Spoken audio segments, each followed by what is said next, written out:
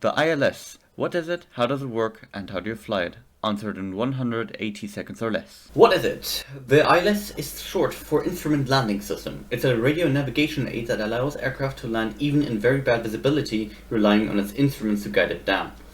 How does it work? The ILS is comprised of two guidance forms, localizer for lateral and glide slope for vertical guidance. To produce each, it sends out two signals, the carrier and sideband signal, CSB, and the sideband only signal, SBO. An AM radio transmission produces sidebands naturally, which are signals on each side of the carrier, the main transmission frequency, dependent on the transmitted frequency. Thus, sidebands are always present here. The SBO is just a CSB without the carrier frequency. The ILS sends the CSB and SBO to the antenna array, with the SBO modulated slightly differently across each antenna.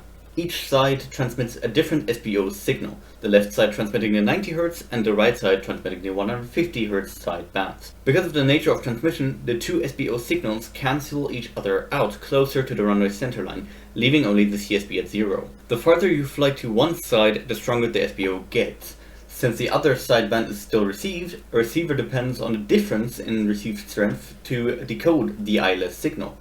The difference gives a deviation. Because of the nature of the signal, it can be made far more precise. A drawback, however, is that the signal can only be broadcasted in angular guidance nature. You can only get angular, never precise distance deviations just out of an ILS. How do you fly it?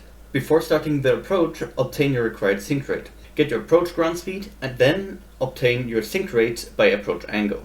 Also obtain your minimums. After being cleared onto the ILS by ATC, you align onto the final approach course. Here's how to correct on the ILS. If the glide slope needle is above center, you're too low.